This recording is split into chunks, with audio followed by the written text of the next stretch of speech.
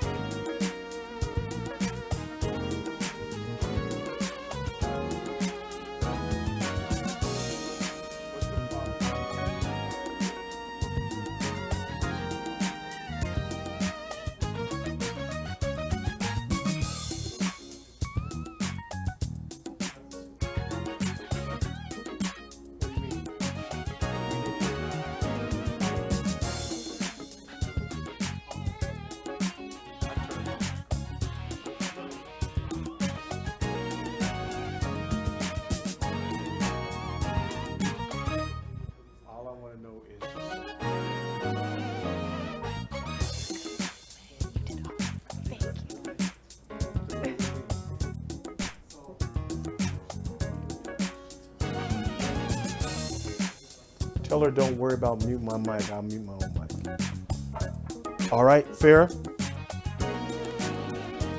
I'm gonna mute. I'll mute mine, Angel. You don't have to do that.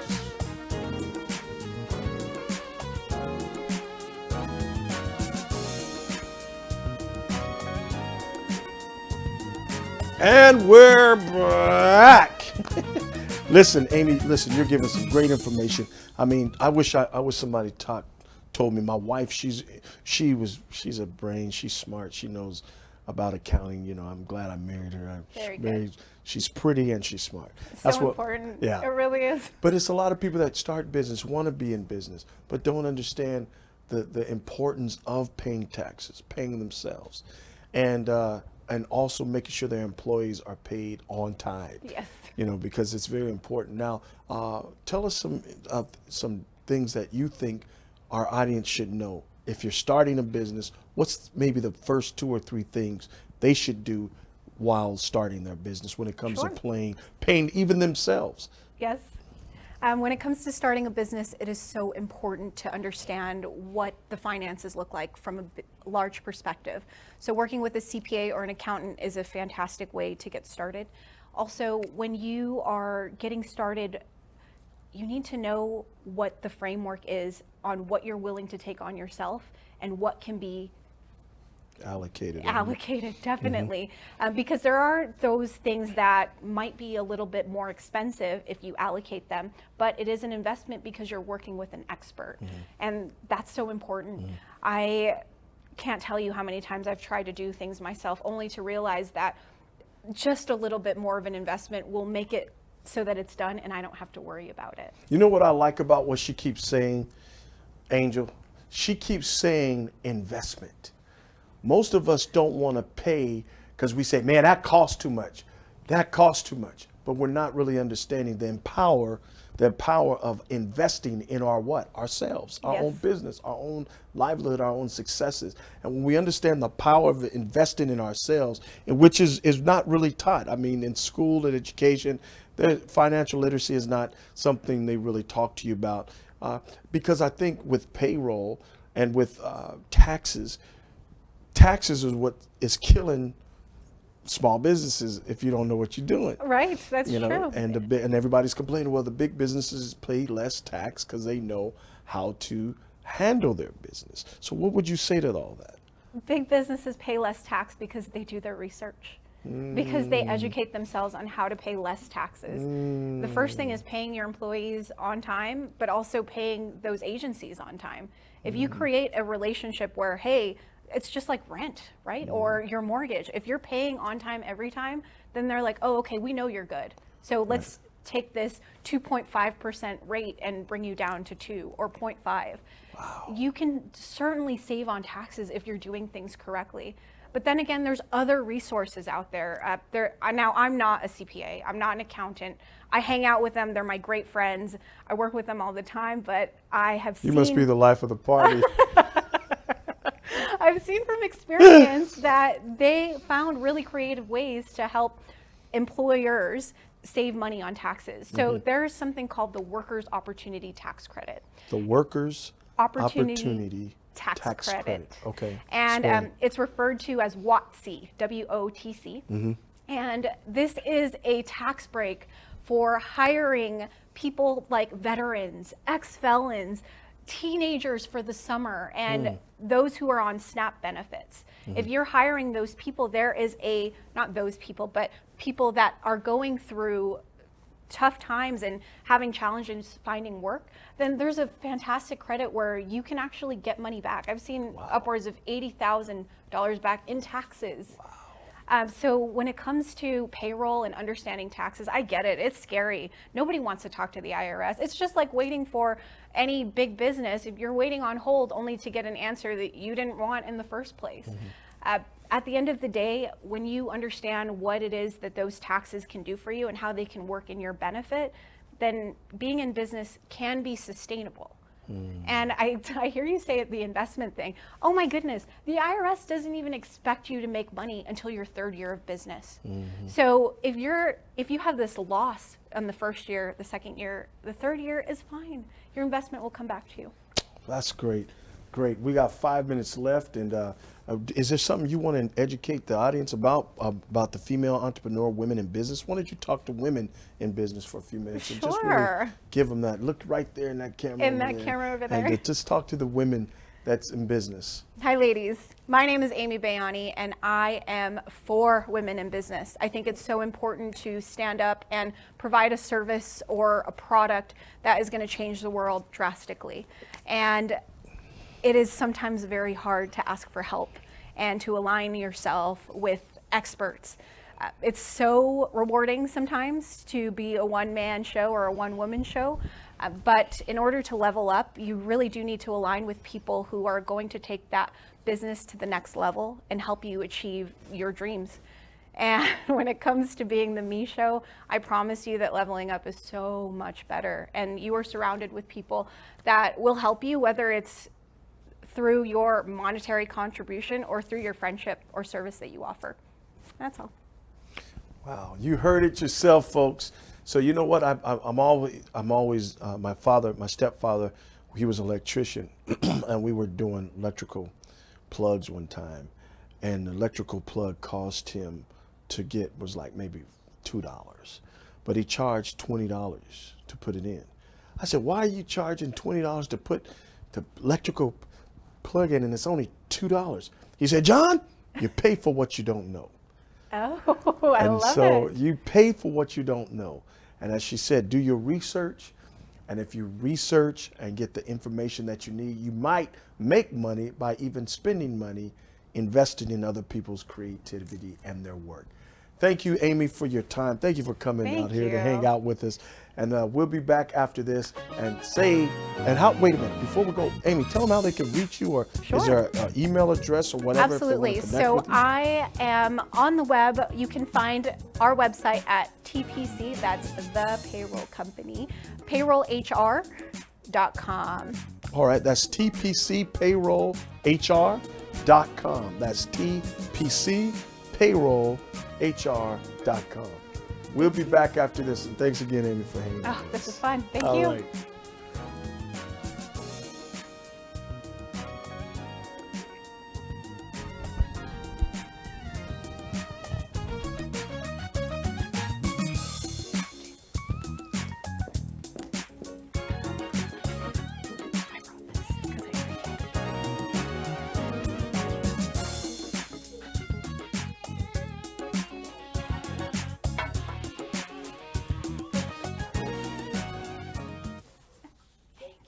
Relieves the pain throughout your entire body.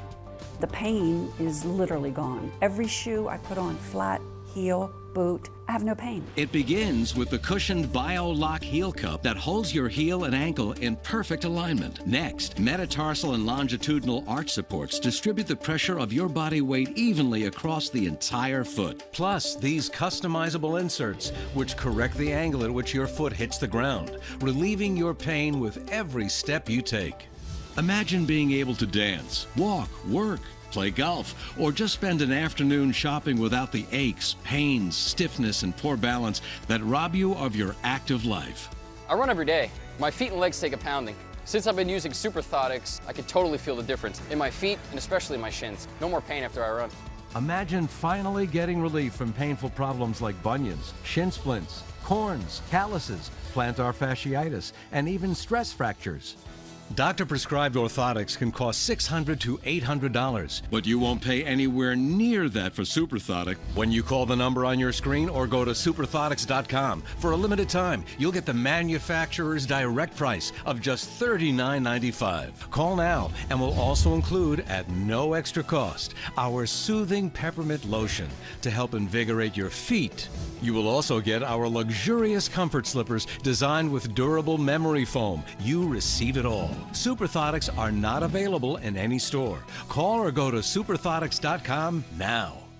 If you suffer from foot pain, ankle pain, knee pain, hip pain, even lower back pain, if just standing causes aches, soreness, and fatigue, the problem could be your feet. When your feet are out of alignment, your entire body is out of alignment and you're in pain.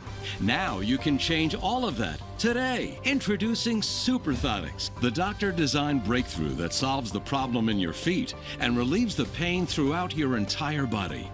The pain is literally gone. Every shoe I put on, flat, heel, boot, I have no pain. It begins with the cushioned Bio-Lock heel cup that holds your heel and ankle in perfect alignment. Next, metatarsal and longitudinal arch supports distribute the pressure of your body weight evenly across the entire foot. Plus, these customizable inserts, which correct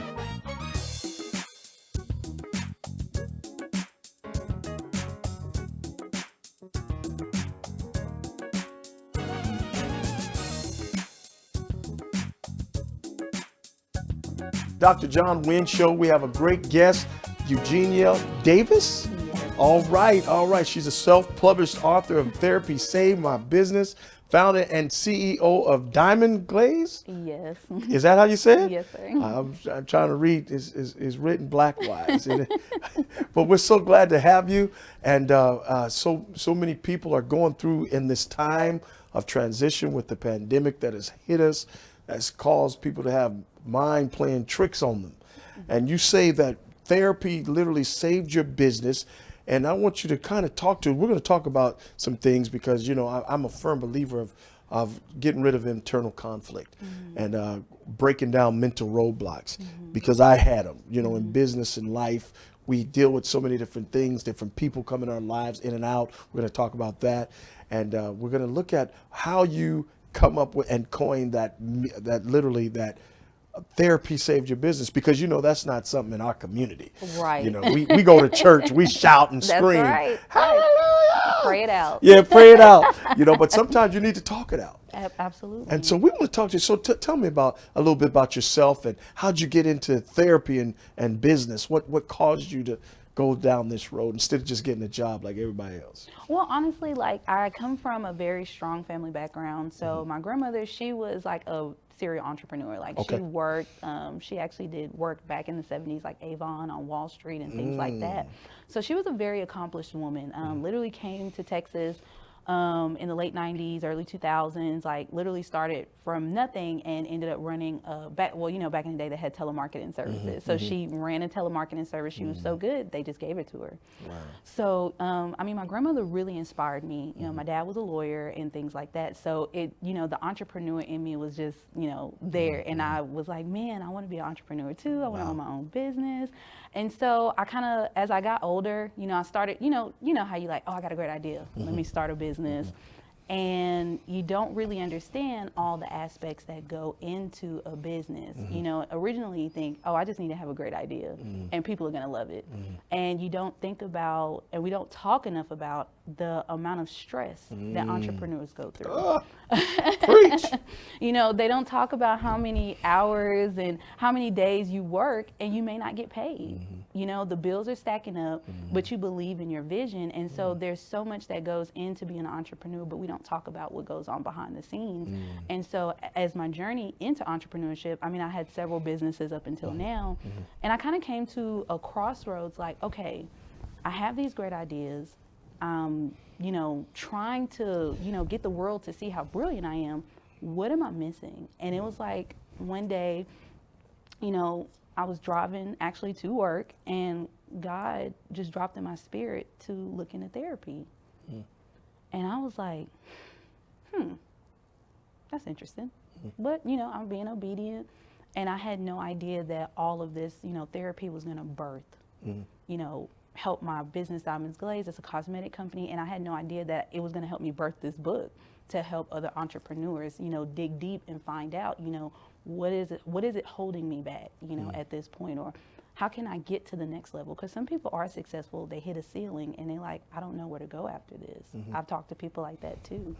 So that's pretty much how I got into the whole thing and got me to where I am with my book. Okay, now internal conflict. So therapy saved your business. So what with internal conflict? What type of conflict was going on? Now I realize that 80% of success is psychology, and 20% is your mechanics, how you do it, the framework, the ability. So how did the internal conflict that you discovered in going through therapy, what was it that you found that was missing? Honestly, I found that I wasn't as confident as I thought I was. Oh, that's a good one. So, you know, I'm thinking, oh, you know I'm intelligent. I've always been told I was intelligent, but I realized that I didn't have the confidence to see these things through to the end. And I was afraid to be bold, you know, afraid to put my business out there for fear of rejection or, you know, being a perfectionist, because sometimes, you know, being a perfectionist can be a good thing. But sometimes when you are a perfectionist, you feel like if it's not perfect, I'm not going to do it at all. Like, yeah, I'm not going to do it if it's not going to be right the first time. Well, let's talk about the fear of putting it out. I mean, I think that, you know, because sometimes I don't really want to be out here. Let's go there, because that's a big one. Absolutely. So what was it about being put out? Is it because of the perfectionism of it, or is it because you don't want nobody to criticize you? What did you find? It's both. Because when you're a perfectionist, it's like I put my all into this, and you are finding something wrong with it, and it's like. And then if you're afraid of rejection, you know, then that will make you backpedal and be like, you know, well, maybe it wasn't a great idea. Or maybe I'm not as, you know, what I thought I was. So it will play on your confidence a lot. And you know, we live in a society where social media is everything. You know, the last thing you want is to go viral because of, you know, a person made fun of your business or made a mistake. So, you know, there are a lot of genuine fears, you know, out there regarding business when it comes to that, because of, you know, honestly, a lot has to do with social media. You know, you don't want to get a bad review because that's going to spread like wildfire. So there's a lot that goes into that. That's good. So then how do you overcome that? Honestly, you just have to be honest with yourself. And, you know, I told myself, you know, you're a consumer as well. You know, have you not had a product that may not have been just as great, but you enjoyed the customer service? Or, you know, or the product was great and the customer service was bad. Like, I had to start thinking from the perspective of a consumer. What really stops a person from coming back? You know, is it the customer service? Is it the product? Because as a company, I had to learn that when you do fail, that should be used as an opportunity to see how you can grow and how you can perfect it and how you can become better, instead of, you know, being in myself and saying, well, I made a mistake, let's shut it down. And so I had to learn, you know, being an entrepreneur, that failure is a good thing because it shows you the opportunities on where you can grow and do better. Man, you're talking some good wholesome stuff. So what about this? You talked about trauma bonds. Now explain that. Now, how does that relate to business? Because, okay, so I'm not a licensed professional, but in my journey with therapy myself, I realized that a lot of the friendships and relationships that I had cultivated over the years was based on a lot of the things I went through, you know, in my younger self. And so I had to really sit back and think, what are the foundations of some of these relationships that I have? And as I sat back and thought about it, I'm like, well, you know, I'm living in my comfort zone because I understand this person's past, they understand my past, but that may work in a friendship, but that doesn't necessarily help you in business because you need people who are, you know, ahead We're of going you. to stop. Because so many people think because you my girl, you my boy, that you're supposed to help me in business. Absolutely. And I'm supposed to live off of you. Give me your money. I know you worked hard for it, but every time we go, you should treat. Absolutely. Because you make more money than I make. Absolutely. So how do you get rid of toxic friends that you connected with? Because they, I think also people don't try to say, well, you know, I was with you when you was nothing. Oh, yeah. Now you done came up. Now you don't know nobody. It happens.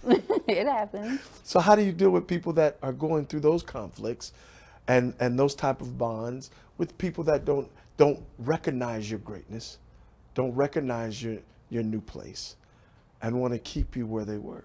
I will say one word that is so important: boundaries. Boundaries is so important. There are times where I've had to have conversations with people like, you know what, in the past, I was okay with this, but I'm working on myself and I'm growing and I can't do that anymore. You know, sometimes those conversations go over well, depending on who you're talking with. And sometimes those conversations don't go over so well because they don't understand, because they're not at a level of growth within themselves, and you have to understand that as well. So, you know, it's a very tricky thing, but boundaries is the word I would label that. You would definitely have to lay that boundary down. So how far or how long do you allow these individuals to keep bringing or staying or hanging around you before you totally just get rid of them? You know, to be honest with you, it's like they separate themselves. So you kind of outgrow the relationship. You outgrow the relationship, and sometimes it gets to a point where a person honestly just doesn't feel comfortable because internally they know. They honestly know. So a lot of times you'll notice they'll just fade to the background. The calls, the texts, it'll just get less and less. Okay, now, but let's go to the next. But what about the codependence that you need of that person? You know, because they always blew you. You know, they were there for you. You could cry on their shoulder. Now you ain't crying no more, and now the codependency is kind of, you know, going one way, or you need them. You thought, or how do you deal with codependence people that you've dealt with in business that were toxic?